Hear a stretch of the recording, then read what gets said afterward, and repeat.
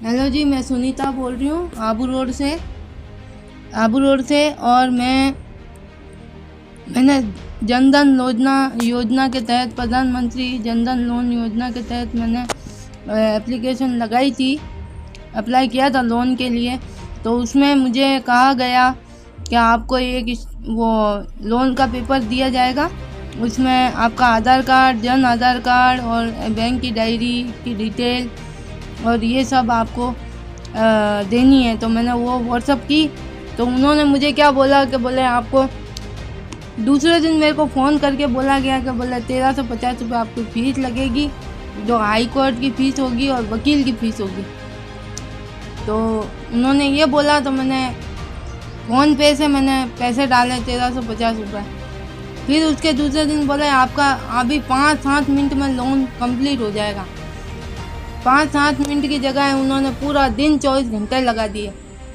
फिर 2500 मैंने एक इंश्योरेंस बीमे के और मेरी लड़की का नॉमिनी फ़ोटो डलवाया कि आप नॉमिनी किसको बनाना चाहते हो पैसों के अंदर, लोन के पैसों में। तो मैंने लड़की का आधार कार्ड और मेरा आधार कार्ड और सबके, लड़की के और मेरे दोनों के पासपोर्ट साइज फ़ोटो सब डाले। बट अभी तक उन्होंने कोई रेस्पॉन्स, मतलब है ना, उन्होंने मेरे को ये बोला था कि आपका इंश्योरेंस के पैसे आ जाएंगे तो आपका लोन पास हो जाएगा 7-5-10 मिनट में। उसके बाद में आपके बैंक से कॉल आएगी और बैंक आपसे डिटेल जानेगी। उसके बाद में आपके खाते में 50,000 का लोन ट्रांसफ़र हो जाएगा। लेकिन ऐसा कुछ नहीं हुआ। उसके बाद में मुझे दूसरे दिन बोलते हैं कि अभी 4,500 रुपये और आपको पे करने पड़ेंगे। तो मैंने कहा सर मुझे तो कोई लोन नहीं करवाना, आप मैंने जो पैसे दिए हैं आप कैंसिल करके आप मुझे मेरे पैसे रिफंड वापस कर दो। तो क्या आपको एप्लीकेशन लगानी पड़ेगी, वो आपको 190 दिन 3 महीने में पूरा होंगे। तो मैंने कहा ठीक है, मैं एप्लीकेशन लगा देती हूँ 3 महीने। लेकिन अभी तक वो मेरा फ़ोन भी नहीं उठा रहा है। आपने फ़ोन किया था उनको? हाँ जी, मैंने फ़ोन किया था। ये लोग कहाँ के थे? ये लोग कोटा के, मोदी कॉम्प्लेक्स का एड्रेस आ रहा है। उनका ऑफिस का एड्रेस वगैरह आपको पता है? ये नहीं जानते हो आप नहीं, ये तो मैंने जस्ट बाज़ार के अंदर एक लोन का पेपर लगा हुआ था, तो उसमें ये भी लिखा हुआ था, गलत नहीं लिखा हुआ था, उसमें धोखेबाजों से सावधान ये भी लिखा हुआ था। लेकिन जब ऐसा उन्होंने लिखा हुआ है तो ऐसा फिर क्यों हो रहा है?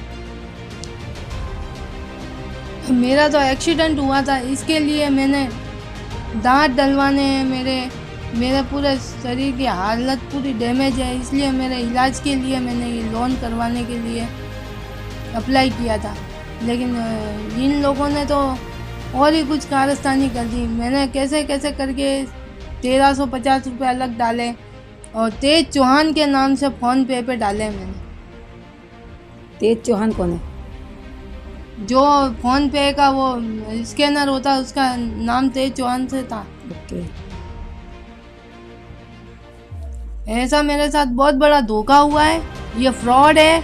या अगर सच भी है तो आप, मुझे ये चीज़ समझ में नहीं आई कि उन्होंने हाई कोर्ट के पैसे मांगे, स्टाम्प के वकील के मांगे, फिर उन्होंने इंश्योरेंस बीमे के मांगे, नॉमिनी का नाम डलवाया, फिर एंड में जाके मतलब वो बोलते कि लास्ट मोमेंट पे जाके बोलते हैं कि FIP के चार्ज 4,050 रुपये और लगेगा।